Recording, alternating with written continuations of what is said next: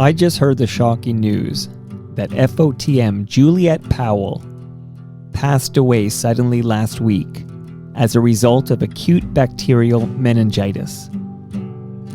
Juliette won the 1989 Miss Canada pageant, where she became the first Black Canadian to hold the title and went on to become a VJ at Musique Plus and then Much Music, eventually hosting Electric Circus and French Kiss. All the while, she was studying economics at U of T. She'd end up living in New York, founding her own media and consulting company, advising the United Nations, World Economic Forum, and the World Bank. She taught, she wrote books, she inspired many, including yours truly. Here she is chatting with me for episode 1354 of Toronto Mic'd, recorded on Halloween 2023. My sincere condolences to all who knew and loved Juliette. Hi. Hello, nice to see you. Do you see me now? Yeah, you look great. Oh, well, you're very kind. How are you? Good. You know what's funny? I actually was like 5 feet away from you last month because I was at that David Kine's Hollywood Suite breakfast. And I saw you, and then I'm like, well, she doesn't know who I am, and I thought I needed somebody to like introduce me, and then no one, and bottom line is, no. I know. I'm sorry you felt that way. I'm like, that's Juliette Powell. I can't just approach her and say, hi, I'm Mike, and nice to meet you.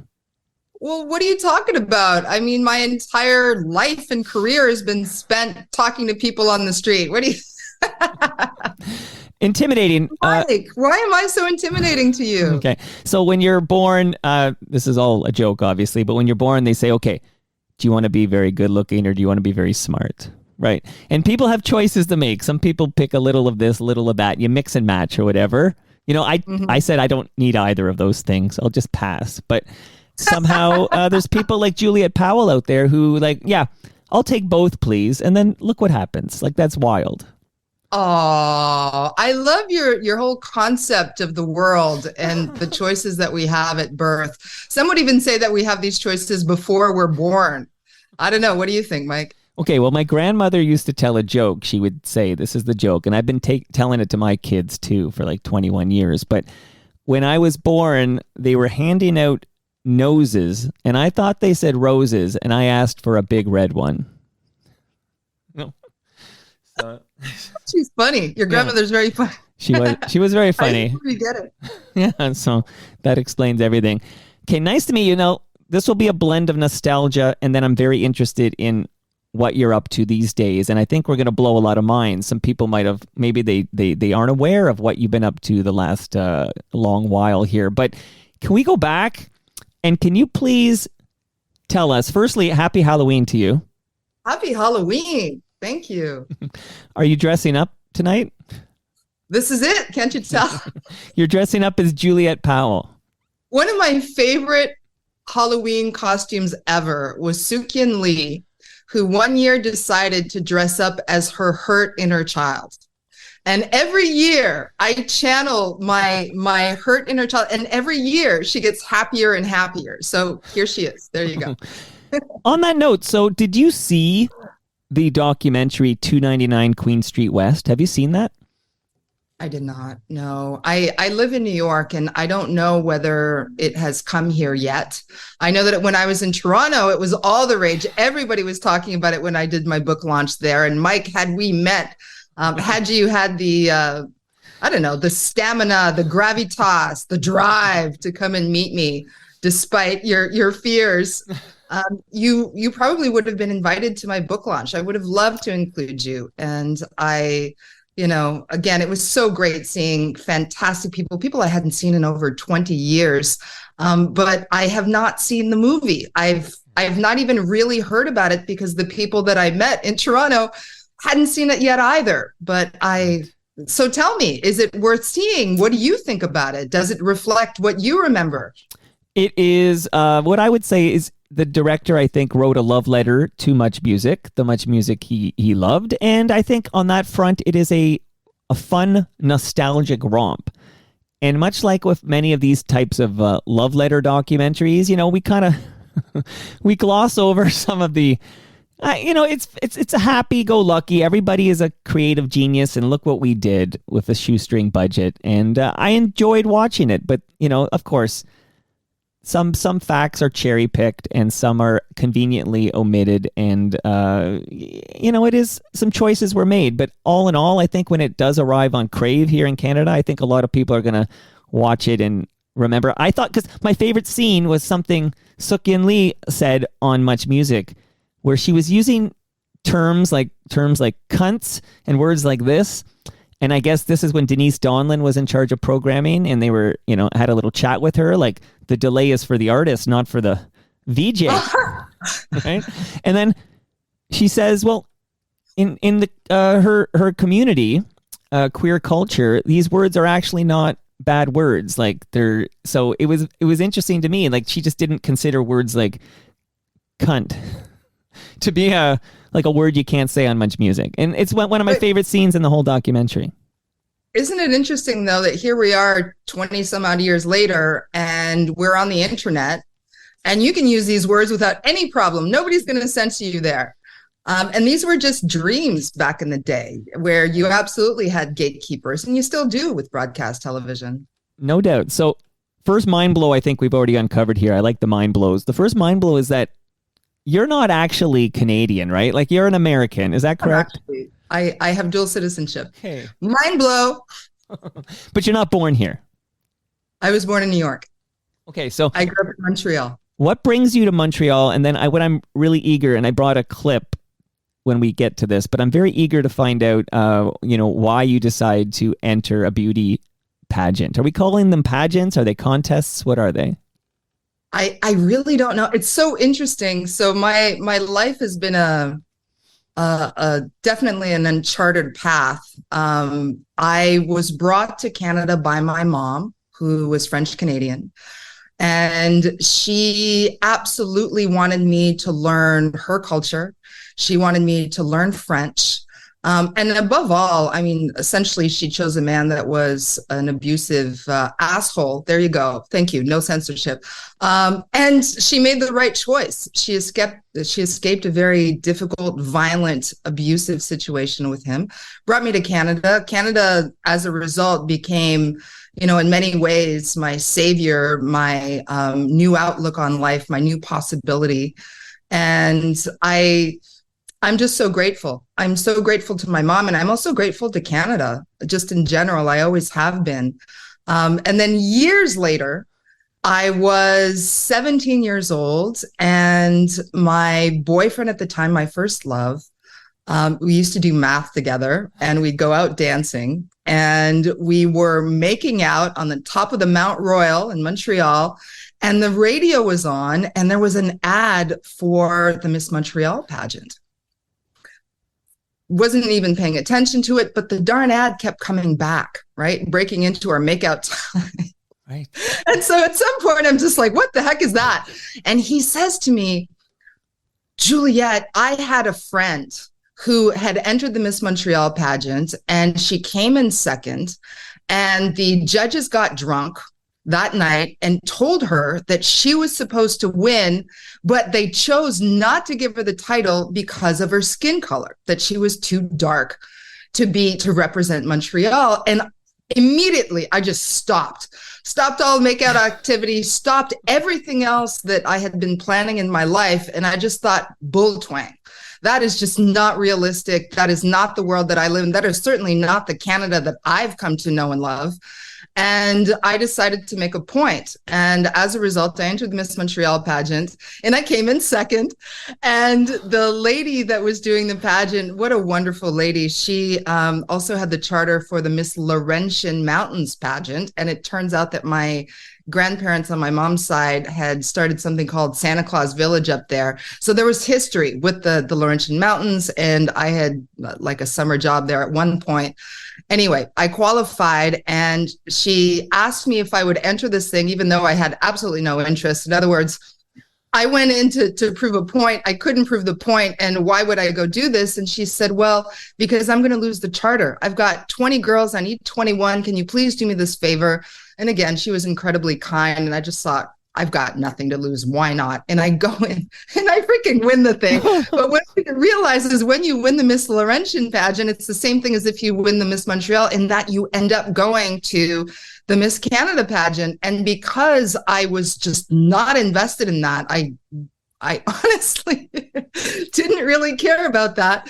I didn't pay attention to it, and I didn't compete. I wasn't, you hear all these backstage stories about how contestants are with each other. They weren't like that with me, and I wasn't like that with them, because honestly, I couldn't wait to get back to school. I wanted to finish. I was studying mechanical engineering at Concordia University in the sub-basement during the summertime while I was still going to high school. And this whole thing about beauty, I didn't even see myself that way at all. So anyhow, it was kind of an internal joke for me, until the day that they actually said my name. And I thought it was a mistake. I mean, if you saw this clip, Mike, the expression on my face is just like a mix of horror and this can't be my life. Okay, Juliette, so I have questions. But first I want to play some audio because I think it'll help bring you back. This is 1989, right? This is the Miss Canada beauty pageant, I'm going to call it, 1989. I'm going to play this, and then again, it goes about, let me see here. It's going to go a couple of minutes. I think it's worth it here. Let's listen. Thank you, Melinda. Ladies and gentlemen, Miss Canada 1988, Melinda Gillies. Thank you, Melinda. You've been a lovely Miss Canada. Thank you. Well, the suspense is almost over. The results have been tabulated. I have been informed that the judges have reached their final decision. So may I have the envelope, please?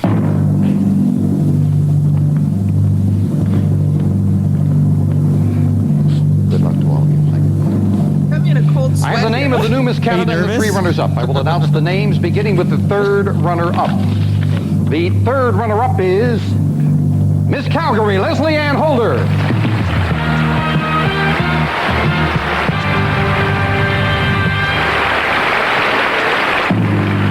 The second runner-up, Miss Red Deer, Nancy Winechess.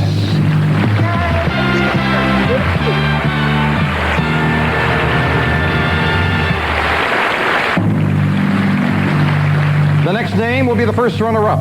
If for any reason Miss Canada cannot complete her reign, the first runner-up will assume the title. The first runner-up is Miss Toronto, Miss Canada 1989, Miss Laurentian Juliette Powell. Okay. Oh, there's your song, Juliette. I'm excited for you. I know it's many years later, but I'm very excited for you. So weird. It's like they say that there's nothing like smell to bring you back into the past. Hearing that audio, I literally got a cold sweat. I remember that feeling of disbelief and horror. And it was on Halloween. That really is. See, that's a mind blow too. Okay, so this is the anniversary. Oh my goodness. I had no idea. It's like I booked you on Halloween on purpose because I knew that, but no, I'm not that smart. So what's interesting is, so the first runner-up, it's funny, guys. So the first runner-up is actually Miss Toronto, right? Yes. So had you, and this, I guess this would be the Vanessa Williams rule. I don't know what this rule is, but this, if something had gone down, I suppose she would have taken over for you. But Miss Laurentian, that's you, Juliette Powell, you won. So take me back, like you were shocked, I guess. I was horrified. Have you ever seen the Miss Canada contract? No. I mean, they have every contestant actually sign this contract before you appear on television, which means that no matter what, if you win, you're stuck with this contract. And this contract literally said that I had to have a chaperone 24 hours a day. 24 hours a day. I mean, that's worse than a parent on, the worst day of the year. It was quite interesting to have someone actually follow me to the ladies' room to make sure that I wouldn't be attacked. Very strange year. How long does that contract last? Is it for 1 year? Like that's so 1 year. It's a full year, and you sign on. And again, I'd be very curious to see if this contract was ever published.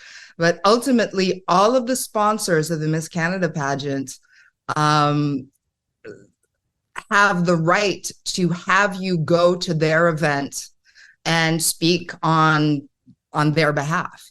And so every day is scheduled. You've got something like 12 to 14 hours of nonstop Miss Canadaing, where you always have to wear this crazy Miss Canada sash and this crown and this chaperone that follows you everywhere. I didn't just have one chaperone, I had two. So going back to that first runner-up, I think if anything, I would have just thrown the sash and the crown away and said, screw this, and just given it to somebody else. But again, there had never been a Black or person of my skin tone Miss Montreal, let alone Miss Laurentian, let alone Miss Canada. So it was, I think, to a lot of people in Canada, it was an event. It was very much talked about. To this day, some people, don't even think that I was actually Miss Canada. It must be fake news because Canadians don't look like this, right? They look like you.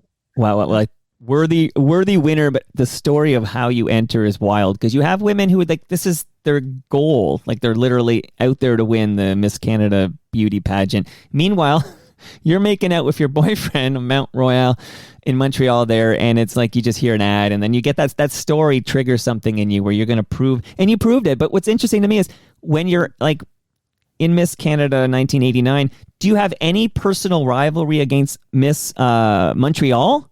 Because she beat you. Oh my gosh, Miss Montreal, Laura Dawn Moule. That was her name. And I remember this specifically, not because she was Miss Montreal. Get this, Mike. You want to get the behind the scenes scoop? One day I might have to write a book about this. This woman. So I had never been skiing before. I didn't know how to ski. My background is, we really didn't have a whole lot of money. We didn't have a car, didn't have skis or any way to pay for that kind of thing. But she invites me, and now she's Miss Montreal and I'm Miss Laurentian. This is a few weeks before going to Toronto for the Miss Canada pageant. And she invites me to Mont Saint-Sauveur, which is a small mountain in the Laurentian Mountains. And of course, at this point, I'm Miss Laurentian and I should know how to ski if I'm representing the mountain. So I go up there and I tell her, right, it's an hour and a half ride, that I don't know how to ski. I've never skied. I don't have any kind of wherewithal sports wise, and can she please help me if we're going to go do this together? Oh, no problem. She's been skiing since she was a kid, or so she told me. Anyway, we rent the equipment. We go up to, I think it was a black diamond. She brought me on top of a black diamond, my first ski run. And I can barely get off the ski lift because I have no idea what I'm doing. And I end up on my ass. And as I'm trying to get myself up for the first time on skis, I see her whip down the mountain and she's waving at me. And I'm like, oh man, I cannot believe she's trying to take out the competition. And I so didn't see her as competition. I just saw her as a friend, as a new friend, as somebody that was going to go do this adventure with me, first the mountain and then, the trip to Toronto. I thought it was going to be fun. And she literally abandoned me there. And I was very lucky. There was this really hot ski patrol guy who saw me and was just like, you really don't know what you're doing. And he helped me all the way down the mountain. But that was my first experience of having someone just obviously not want me to do well. And in her case, I don't know what her deal is, but I think years later, she ended up going to work for Mother Teresa or something. Another mind blow. Okay, let's hear. Too many mind blows. I heard Mother Teresa was a heck of a skier too, by the way. There you go. Okay. So I think it's wild, though, that she beats you in the local city there in the Montreal, but can't touch. I didn't hear her as a runner-up in that when Robin Ward, right? That was the host, Robin Ward? That's a very good question. So. I think that's Robin Ward. Since you're in Canada and you know things all Canadian and you did your research for this, I'm going to go with you. Okay, Yes. So where are you now in the universe? You're not in Toronto, obviously. Where are you? I'm in New York. I've been in New York City since 2002. So right after 9/11, it was horror, if you remember, just for everyone. But they shut down the border and we didn't actually know what was going on. And I was doing the news at that time at CP24 and City TV. Right. And to be honest, because it was a 24-hour news station, we had to fill time, but we actually didn't know what was going on. We had no idea what was going on. Nobody knew what was going on. It was chaos, if you remember this. Of course. And so, you know, I'm just not the kind of person who wants to make stuff up about important world events. And so that was it. I left and I came to New York. I wanted to see on the ground what was going on. And you never came back? Oh, I come back all the time. Not to live, I mean. Of course, you come back to visit, but you've been calling New York home ever since. I call the world my home. I feel very lucky that way. I think because I have dual citizenship, and I've been lucky to travel in so many different places. Much of that came from Much Music and Musique Plus, where I worked prior in Montreal. Okay, we're going to talk about Musique Plus right now, but, you know, do you remember? I have to show you, I don't know if you could pick it up, very white hair on me. I absolutely do remember 9/11, so very white hair on me. Okay, so you win Miss Canada. How does that change things for you, Juliette? Because I would imagine doors, opportunities present themselves. You tell me. I guess it depends how you look at it. So for me, as I said, I literally had this schedule that was nonstop. There were a lot of rules. One of them was that I had to move to Toronto. There was an apartment that I had to stay in, and it was hard. I was still living with my mom when I won. I was really, really young. And so it was the first time that I was away from home. It was the first time that I didn't have my family near me. And I didn't know anybody in Toronto. In fact, at that time, I was still very much living in a Francophone world. So I never thought that my English was good enough to be able to navigate on a daily basis in English. And I think ultimately the whole experience taught me that I could do anything that I put my mind to doing. That, you know, all of the obstacles that we think that we have, oh, I don't know anybody, or I don't know how to do that, or I don't know, you know, even where to begin. I think all of those things were put aside in my mind with this idea of, my gut is telling me to go do this. And even if it's irrational, I have to follow my intuition, because I got positive reinforcement in that by actually winning the Miss Laurentian and then subsequently the Miss Canada pageant. I think that when I saw somebody doing an interview in Montreal, and the interview was in French on Musique Plus, but the VJ was interviewing a rock star in English and then turning to camera live and then trying to do a translation of what the person had said in French. And the translation was so bad. I mean, so bad that it gave me confidence to think I can do better than that. I can absolutely do better than that. I don't know anything about television. I don't know anything about communications, but I know that I can do better than that. And I followed my intuition. I went and I stalked the place. And we're talking Musique Plus in Montreal. This was a very, very long time ago. So pre 9/11, there was a lot less security in buildings. And I noticed that everybody that went through the front door got, you know, sent back almost immediately. And I thought, where the heck do the employees go in? And I noticed that there was a back door. And so the next day I went and I walked in at the same time as the employees coming back from lunch. And nobody stopped me until one guy stopped me and he said, "Where are you going?" And I said, "I'm going to the photocopier. I'm going to photocopy my resume because I'm going to be your next VJ." And the guy happened to be the general manager of the television network, Pierre Marchand, who later I think ended up going to jail. But it was a strange time. Wow. Anyway, long story short, I was, you know, given the opportunity to do a test on television because Sonia Benezra, who was their number one VJ, their number one interviewer, had quit that morning. The morning I walked in with my CV was the morning she quit. And so I was given an opportunity because I was at the right time, the right place.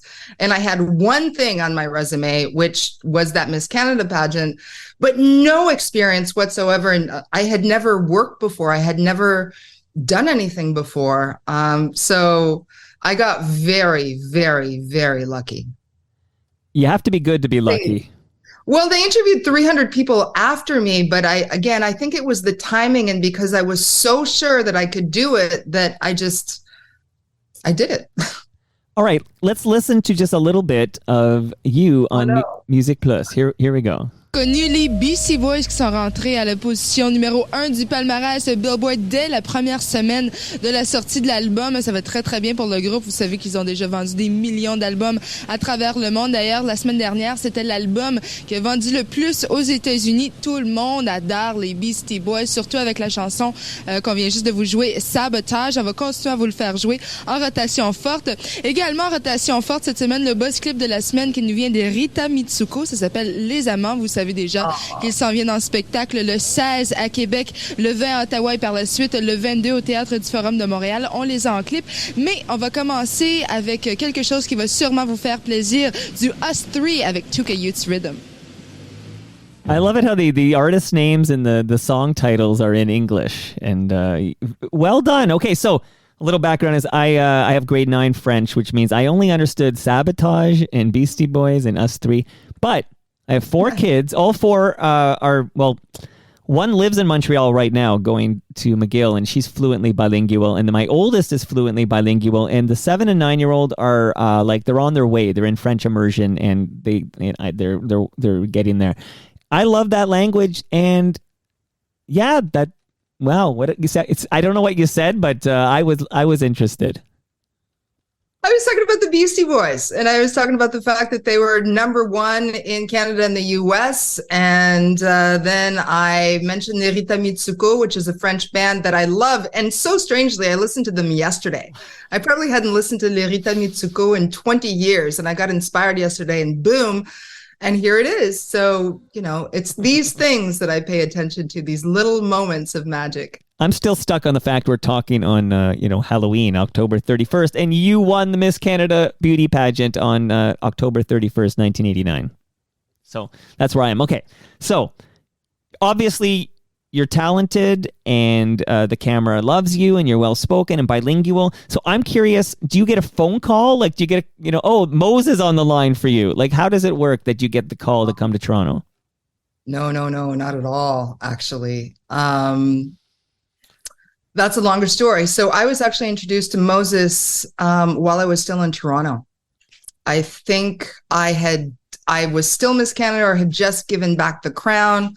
But for whatever reason, I'm at what was called the Sky Dome at that point. And Moses is there, and I have no idea who he is. And a friend of mine, Anik Kavukian, who is an amazing photographer, decides that I should meet Moses. And so he introduces me to him. And again, I have no idea who this person is. And I don't know whether Moses even registers that I really don't know. But he said, "Do you want to be in television?" And I said, "Sure." And he said, "Well, to be in television, you must adhere to my church." And I look at him, and now I really don't understand what's going on. And I don't know Moses' personality or where he's coming from. So I just said what was true to my heart, which is I don't follow anybody else's church but mine. And I walked away. Years later, I am in Montreal, and that whole adventure that I just told you about, I do this audition and I get this job to be a VJ on Musique Plus. And Pierre Marchand tells me, "You don't actually have this job until Moses says you have this job, and he's going to call you." And I get this phone call, and I was painting my balcony at the time. I'm covered in paint, and hey, it's Moses. And I'm sitting at Shed Cafe on Saint Laurent Boulevard. Come meet me for lunch. You don't have this job yet. And I'm like, great, this bodes well. So I run down to Shed Cafe, and we order burgers, and he proceeds to he removes the bun, and he's like cutting his burger with a knife and fork. And I had never seen anything like that before. And I just start laughing. And I said, you don't remember me, do you? And he said, no. And I said, oh yeah, that whole, you must adhere to my church. And I only want to adhere to mine. So Moses, if, I have to adhere to your church, I'm not the right person for you. But if you're willing to work with me, if we can work together, then let's do this. And that was it. Actually, a friendship was born. And that's how I ended up not only getting the job at Musique Plus, but I think 4 years later, because I was also at McGill, my alma mater. So yay, big props to your daughter.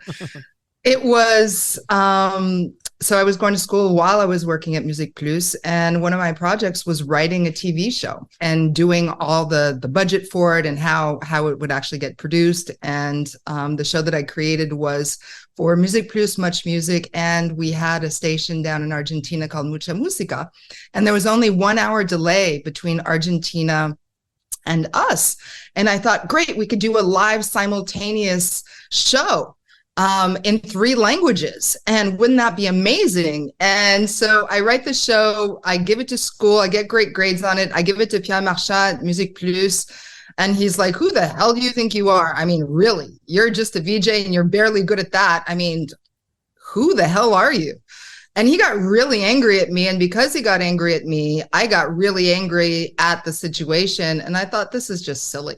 I've got nothing to lose. Again, nothing to lose. So I had to go to Toronto because I was doing commercials for Dance Mix something. And they were shot in both English and French in Toronto. And while I was there, I tried to see Moses. He wasn't available. And so I wrote a note on a napkin. I went to have a coffee across the street and I wrote the show. I was laughed at by Pierre Marchand. And because I believe so much in the show, I think that you should take a look at it. Here it is. And honestly, I was also told that I was too ambitious. And I said, if you weren't too ambitious, you never would have built Much Music City TV. And so let's be ambitious together. And I left that with my proposal on his desk. And the next thing you know, I was being offered a job in Toronto. So that's what happened. I love the detail, and I love to get the origin story. Because, yeah, thank you for that. Now, okay, so I do a follow-up question. All right. So Bouge de la. Am I saying that correctly? Bouge de la? Move it, Bouge de la. Right.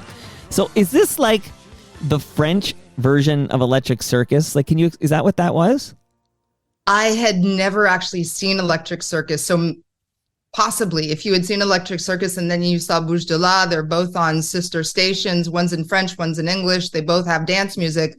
But because I had never seen EC at that point, I was going to clubs.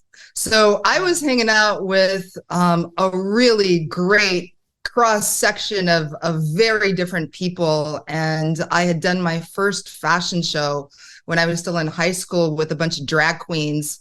And they just embraced me. They loved me and I loved them. And I just thought that they added so much to my life. And as a result, when I was given the opportunity to create a show in Montreal, I wanted to bring that into everybody's living room. I thought that, I was incredibly lucky to be welcomed by that community, but wouldn't it be great if they could come and participate in my community? And as a result, we'd go dancing and essentially recruit people just to see if they wanted to come. And the only way that I felt true to, what was going on in Montreal at that point was if we had a smart bar, and then we had like all kinds of just fun stuff, just created on the spot. And, we didn't have a budget. We just had a whole lot of imagination and amazing people.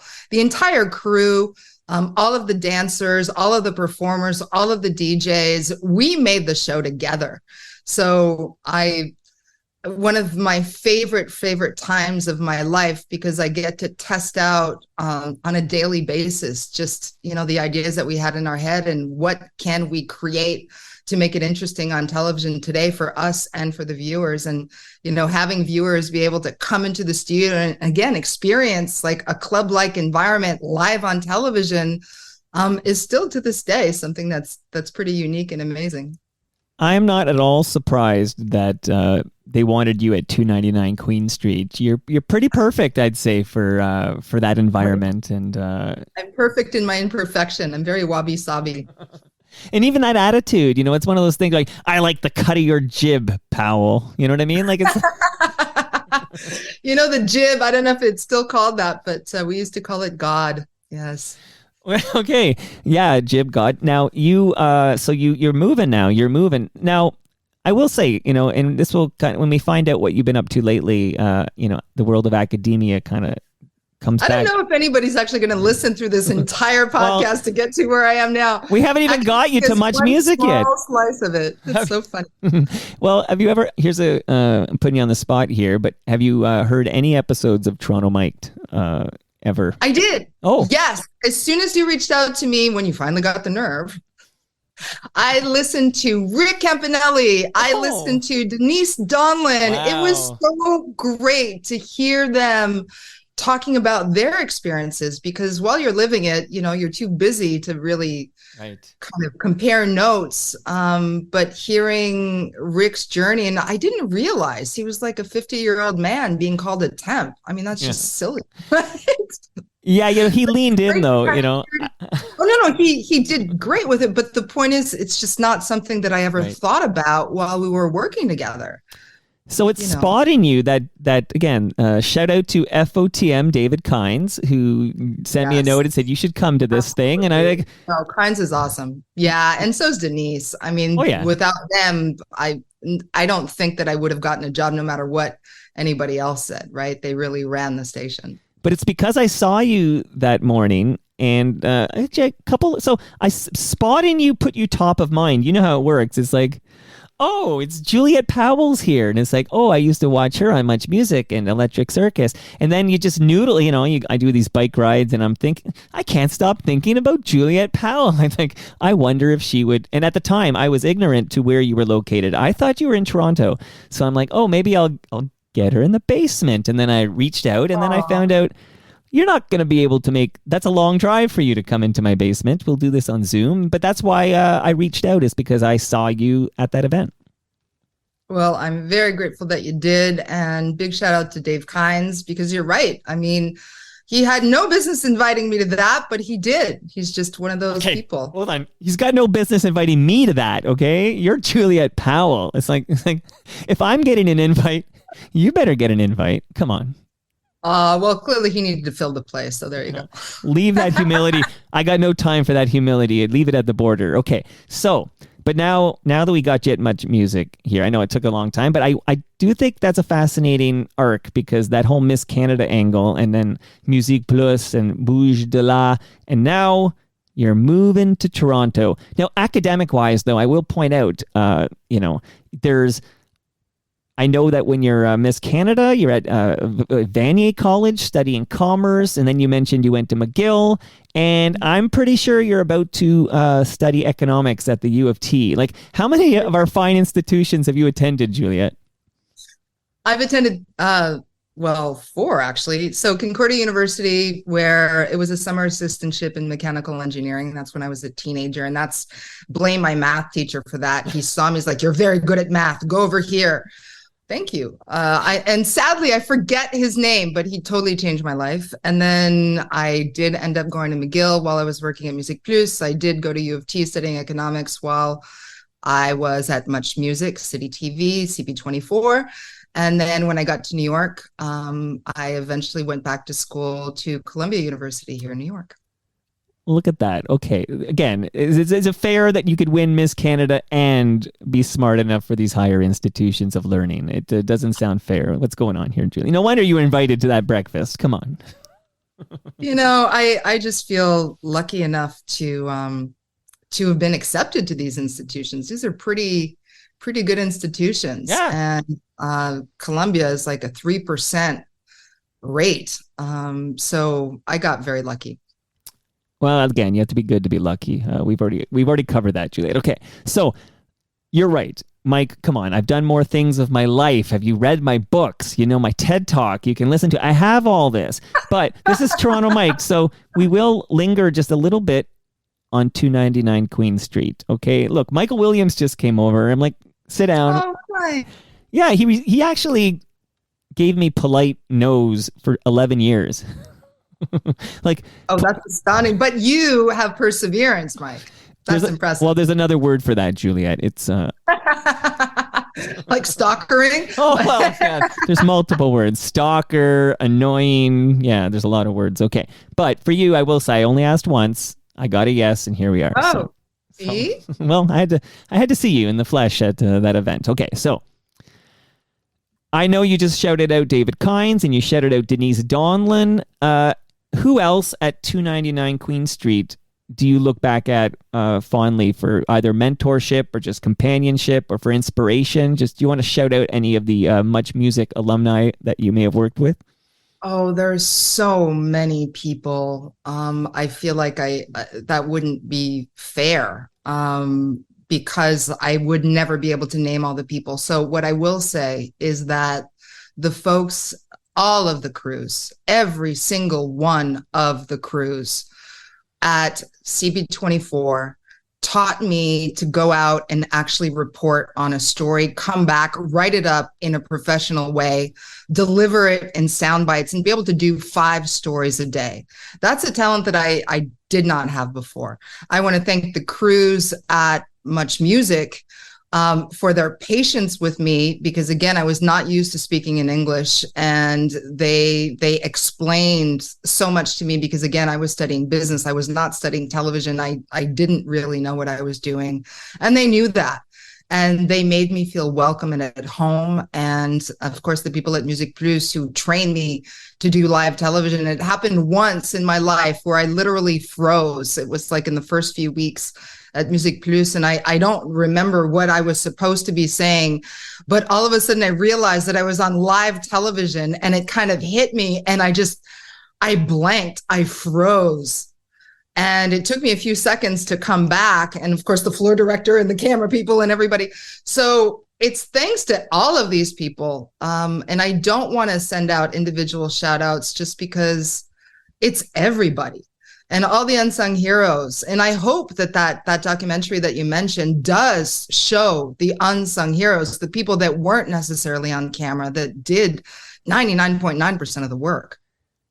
It is, as you can imagine, heavily focused on the VJs and those we saw in front of the camera, without a doubt, with some shout-outs to behind-the-scenes people like a John Martin, for example, or, and of course, Moses. Although, I feel like, I don't know this for a fact, I feel like the first cut of that movie had more Moses, and I feel like there was a Moses extraction may have taken place before I got to see it, so... Okay. Pure speculation, Juliette. Okay, so we have you at 299 Queen. You're brought there. So you're brought there. Obviously, this is before you're hosting Electric Circus, right? Because Monica Diol is hosting Electric Circus when you come to Toronto, right? Okay. Yes. And I think she was getting married. I think she was moving and she was getting married. And all of a sudden, there was a vacuum. And she's moving to Vancouver, right?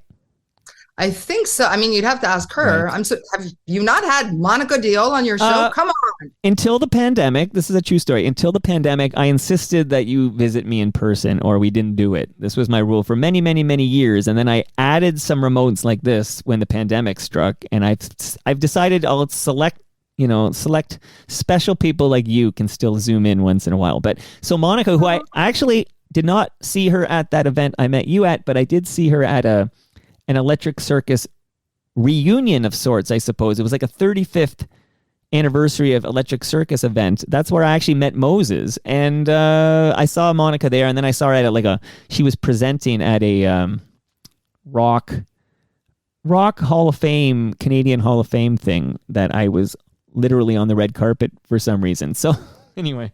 Fun. Yeah, it was fun. Like, what am I doing on that red carpet? But I just did it for shits and giggles, just to sort of like... just to see, can some independent guy who broadcasts in his basement get a red carpet spot in the Hall of Fame? You know, it turns out you can. If I can end up on television, you can end up on the red carpet. I do believe that we live in that kind of a world. I guess they didn't have mirrors in Montreal. Okay. So, well, you are Miss Canada.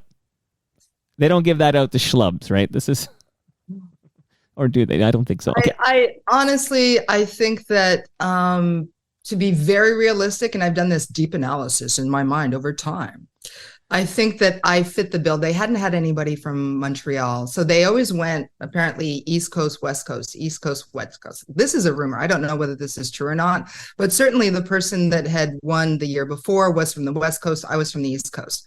They hadn't had somebody that was Francophone in many, many years. At that time, this is how long ago this was, there was like a free trade agreement between the US and Canada that had just gone through, the North American Free Trade Agreement. And I represented both. I had dual citizenship. So for me, it was very much a political choice. Now, I've never spoken to the judges about this. I've never spoken to the press about this. This is my intuition, which may or may not be true. Okay, since you went back there, so I'm going to just pick on one quick thread here, which is that you lost the Miss Montreal pageant. Like you finished second. Okay. So, and this is the woman in the ski story and everything. Which I have to ask now, the woman who beat you in Montreal, was she a white woman? Yes, Laura's white. Okay. I don't know. So, okay. Do you think maybe this speaks to your first love's point when you guys are making out, this whole idea that maybe, because you clearly should have won Miss Montreal. You ended up winning Miss Canada. You should have won Montreal. Do you think you lost? But these are different judges. But right? There might be an inherited bigotry. Well, honestly, you have probably watched far more pageants than I ever had. I've only watched one, and it was the one that I won. I've never seen one before. I'd never seen one afterwards.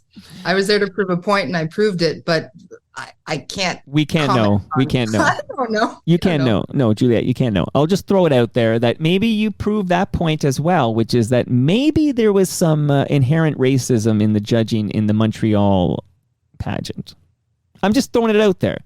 Quite possibly. I mean, my book, the one that I just launched a month and a half ago, right, has to do with artificial intelligence. Hold on a second. I'm getting there. Right. It has to do with artificial intelligence, but ultimately the fact that this technology is shaped by us and we shape it. So our inherent biases, especially our negative biases, are also baked into our technology. So I do think about negative biases a lot, not necessarily in the context of my past, but rather in the context of our present and what we're doing in the future. So in that sense, thank you very much for bringing it up. What's the name of this book? Oh, it's right behind me. Yo, look at that. The AI Dilemma. Okay, you know what? Yeah, there it is. Okay, the AI Dilemma. What and what made you interested in artificial intelligence? It's now suddenly this is in the zeitgeist, and it's but you know, I'm guessing you didn't write this in a weekend. I did not. No, and I did not have ChatGPT write it for me. No.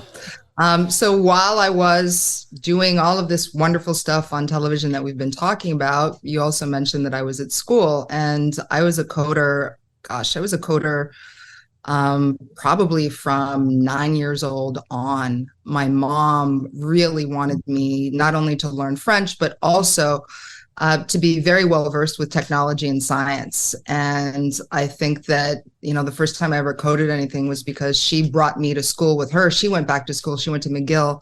And instead of getting a babysitter, she'd take me with her, and I'd sit there in class, and then we'd go home and we'd do her homework. So I've always been interested in technology. When I started working in live television, I realized the impact that live television had on people, because we get immediate responses. If we asked for something, people would show up and deliver it. And I thought, wow, so what happens with the convergence between television and the internet? And then how do we start managing the influence that you know, those of us who know how to use these technologies have on the rest of the world? And so I've always been very, very interested in that particular intersection. It's just not what I was paid to talk about on television. And so I didn't. That's simple. I mean, are you still a member of the faculty at New York University's Interactive Telecommunications As a matter of fact, program? As soon as I'm done with this conversation with you, I'm going to teach. Yay! Do you have a heart out? It's my way to kind of give back, you know? On that programming note, do you have a hard out, or you need to get out of there by this minute because you got students to teach? Yeah, by 11:10 at the very latest. So let me mop up 299 Queen Street, and then let me get you to this fascinating, where your career's taken you and all this academia and et cetera. Let me get there. So quick mop up. I did take note of it being Halloween, so I thought it was appropriate to play this short teaser. The Electric Circus is Halloween extravaganza. Pumping sounds, pumpkins galore, and great giveaways for best gothic garb. Be there if you dare. 2:30 Saturday on City. There's the voice telling us that the Electric Circus Halloween episode is airing. So I thought that was appropriate. That was Mark Daly's voice. Sadly, he's passed away, but what a wonderful man. Sharon Kavanaugh was the producer of the Electric Circus. Brilliant and passionate woman. So many fantastic people worked on that show. Mark Daly is known as simply the voice on this program. Doesn't even need a first name. The voice. Now, was there any hesitancy or any like, I have to fill these shoes that Monica Diol, because Monica Diol, by the way, not the original host of Electric Circus. Did you know that? I did not. In fact, I suspect you know far more about all things VJ, much music than I do, Mike. What I can tell you is that I was told very specifically that I'd have big shoes to fill. And so if you watch that first show, I made it a point. In fact, I had a dream about this the night before, and I ended up doing it during the show. My very first Electric Circus show, I said that I had big shoes to fill. And as a result, I took off my shoes. And I invited everyone that hung out outside to come inside, and all the dancers that were used to being inside the studio to go outside so that we could completely change things around. And I think we did a pretty good job at that. Absolutely. A little more taste, and I won't play too much of this, just to give us a taste. Actually, before I play this, I should set it up. Okay, so why do you leave? How long were you the host of Electric Circus, and why do you stop hosting Electric Circus? I believe I did it for probably 3 or 4 years. Yeah. And I quit because I was offered a job doing the news, doing hard news. Actually, no, first doing financial news, because CP24, when it first started, was a financial news station. And because I was studying economics, it made sense to me. All of my school hypotheses about the Japanese economy, the American economy, the Canadian economy, I'd go into the newsroom and ask, the economists, and ask the news people what they thought of my ideas. And they're like, oh, you don't understand, or, oh, yes, you're on the right path. And so when I was offered the job, I just didn't see myself doing Electric Circus, until midnight. And then the next morning at 8 a.m. doing opening bell. It just didn't make a whole lot of sense for me. So you're leaving Electric Circus for Cable Pulse 24 as a business reporter. Not just Electric Circus. I left Much Music as a whole. Right. For me, it was kind of like turning the page, even though we were all in the same building. So I didn't lose any of my friends. But it was rather a mindset. For me, it was time to stop just entertaining and maybe tap into that other side of myself that nobody really seemed to know, because I hadn't shown it before. All right. Here is your final break on Electric Circus before you say goodbye. Let's listen to that. And this is it, ladies and gentlemen. The time is now. I can't believe it. 4 years of love, laughter, so many wonderful performers, dancers. Oh, so many great people have come on this show. So many great people have come to be discovered on this show. People have had babies on this show. Listen, Juliette, I can't let you go without saying thank you.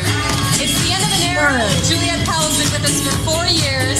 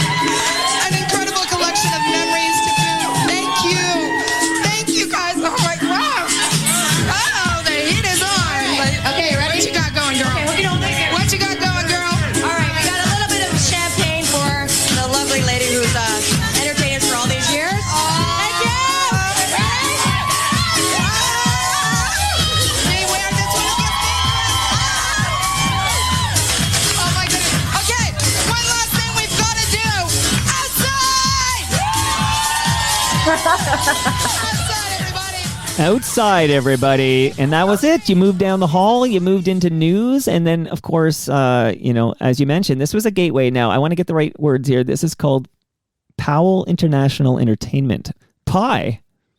Oh, that was my first company. Yeah. But that comes out of your when you're moved to Cable Pulse 24, as it was known then, that essentially opens, that's when you start your own media and consulting company. I think I actually started it before. I actually started while I was working at Much Music. The Canadian government would often come to me and ask me to moderate things in Ottawa for certain ministers. And that had to be approved by David Kynes. And he would always say yes. And invariably, I ended up getting a contract to do, I think it was 44 videos for Made with the Trades, which was a component of the Canadian government. And so this had nothing to do with the work that I was doing on television. So I formed a company on the advice of my accountant, and it was my first one. And yeah, I started producing all kinds of content, none of which was ever aired for the channels that I worked for. I licensed it all over the world. And again, that business side of me that I wasn't necessarily exercising in front of the camera very much came out when I started my first business. And I mean, here's some of the names I believe that you were producing features with when you were, working for yourself at Powell International Entertainment. But some names I'll just drop. Reuben Hurricane Carter, Sir Richard Branson, Tim Burton, Steven Spielberg, Tom Cruise, Janet Jackson, Tina Turner, Prince Charles, and again, one more clip here. I'm just going to play a little bit of this. Ladies and gentlemen, the messenger!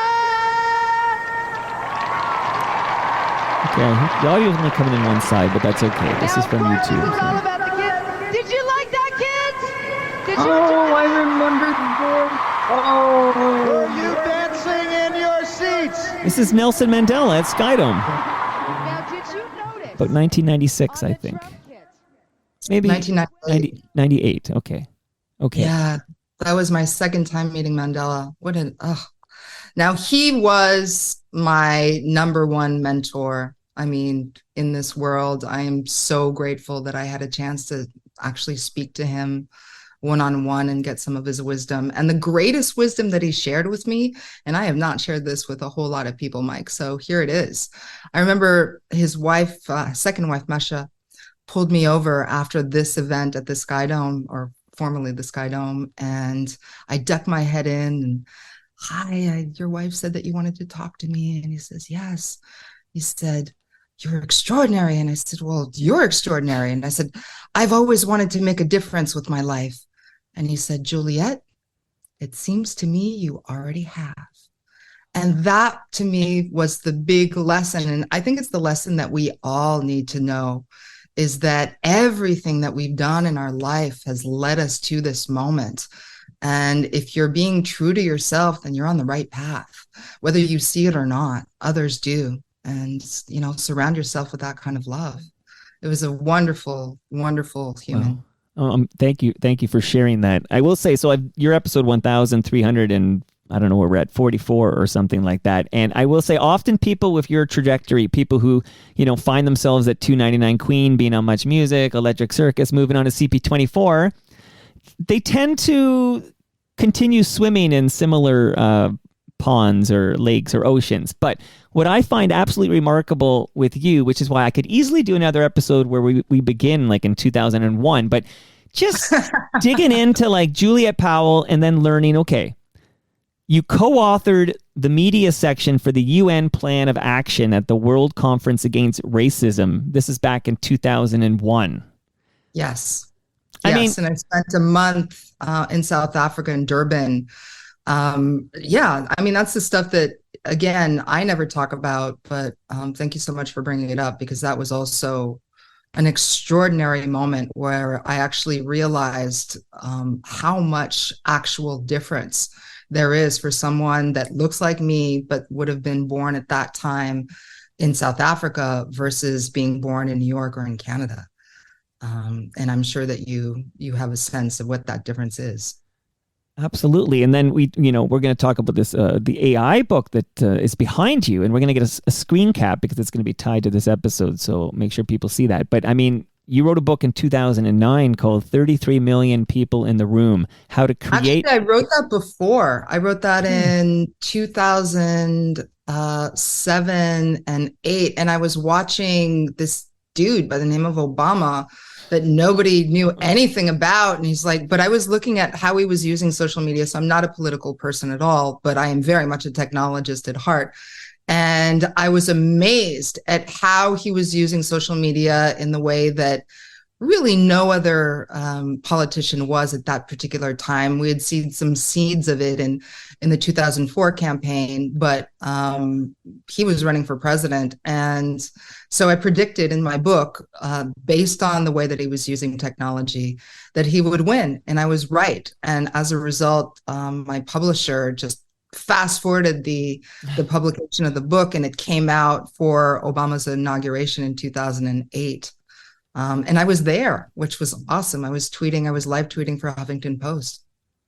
Okay, I mean, and it's worth noting you dropped Huffington Post, but it's worth noting that your commentary, your live commentary, you've been popping on NBC, CNN, ABC, BBC, BNN. I mean, Bloomberg. You're still a go-to person for commentary on sort of the intersection here, the ethical issues from like social media, privacy, cybersecurity, in bias, which is going to lead to something I'm going to play right now. But I think that would surprise some people who know you best as the host of Electric Circus. Fair. Well, surprise. Happy Halloween. And that, okay. So, but because you give me another 9 minutes here. So I'm going to just play a bit of this, and then I'm hoping you'll elaborate, and this will lead us back to your new book. But let's just little taste of this. I am delighted to be here today, but I hope I don't disappoint you. And I say that truly from the bottom of my heart, because I am not going to talk about what I thought I was going to talk about. I had prepared this since June. I knew exactly how to make you laugh, how to make you cry, how to push all your buttons, how to make you go home feeling empowered and wanting to do something great. And then I got in the cab at 5 o'clock in the morning yesterday to come here. And my taxi driver asked me what I did. And I kind of stopped in my tracks because I wasn't quite awake. It's 5 o'clock in the morning and you're not ready to have a conversation necessarily yet with a stranger, but I was curious to see what he was going to say. So he looks at me through the mirror as he's driving, and he says, "Oh, of course, you're a model." Very old model. I could listen to the whole thing here, but I only have 10 minutes with the real Juliette Powell, real life here. But please tell us what we're listening to here. So that's a TED Talk that I gave in 2016. And that TED Talk was, in fact, prepared well in advance. And I had a conversation with my friend, Ron Dembo, who lives in Toronto. He's a brilliant man. And he has a great book out called Risk Thinking, if you're interested. But Ron has known me since I worked at CP24. I interviewed him way back in the day. And we've been, collaborating from time to time on different projects. And he pointed out that I never, ever, ever talked about the fact that I was Miss Canada. And he called me on it. And I told him that I was going to give this TED Talk. And he said, well, clearly you're biased against yourself, and you're biased against this idea of beauty and intelligence inhabiting the same person. So you did a great job, Mike, when you opened up this segment, because that's exactly where you went. And I think many of us grew up with that bias. And I called myself out during my live TED Talk. Spur of the moment. So many people watch that video and think that, it was that I had thought about it before, that there was no way that I actually got in a cab and that all this stuff happened. But no, I think some of the reasons why people hire me to go give keynotes is because it's not cookie cutter. It's not anything that I've given to anyone else. I try to, get a sense of what people that are in front of me want to talk about what they care about. And I utilize that to give myself enough courage to get back on stage, because I'm terrified every single time and I never actually know what's going to come out of my mouth. So that was a surprise when I started talking about that. I was like, oh my God, okay, I've gone down this road. Now what? Were you terrified to come on Toronto Mike today? I'm sweating. There's a little sweat action happening here. I've never naturally been comfortable talking about myself. It's way easier for me to do an interview where I get to ask all the questions than to be the one who answers the questions. And I have to say, Mike, that of all the interviews I've done in my life, you so far are the one who has successfully kind of gone from beginning all the way through to the present. The book for me being, my current present. Oh, well, thank you very much. I'm going to cut that out and that'll be like a promo clip I'll play. Juliette Powell says, okay. And here, just before we say goodbye, because I know you're a little humble in this regard, but you did graduate from Columbia University. I'm going to use a little Latin on you here, okay? I'm trying to impress you now. Summa cum laude. Is that good Latin? I don't speak Latin. It sounds good from my French ear. That sounds fabulous. I think it means you got good marks. Yeah. And you got a Bachelor of Arts in Sociology. And this is like Animal House time. Phi Beta Kappa. Yeah, the whole Phi Beta Kappa thing. It's one of these things. You don't talk about Phi Beta Kappa when you're in Phi Beta Kappa. It's like Fight Club. Kind of, sort of. Okay. But your thesis research, okay, the limits and possibilities in the self-regulation of artificial intelligence. That's essentially what eventually is like the foundation for your book that we're talking about, the AI Dilemma, 7 Principles for Responsible Technology. So quick question. If somebody's listening, what IQ do you need in order to read and understand this book? Like, can somebody with a 100 IQ read and understand this book? 100 IQ is an average IQ. So I would hope so.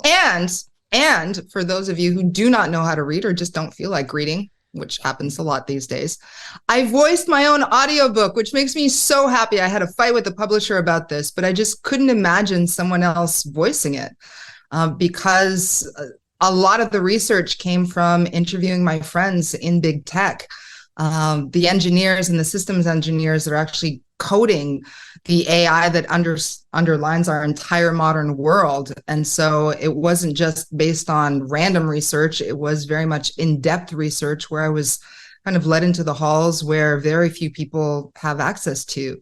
And if they're terrified on the inside, that made me very nervous as well. And so I'm hoping that I was able to speak in the same voice that I'm speaking with you now. I want it to be something that anyone can read and relate to, in that, again, we all have one of these, right? We all have a device. We're speaking on a device. We wouldn't be able to have this Zoom call and record this without artificial intelligence. So it affects all of us.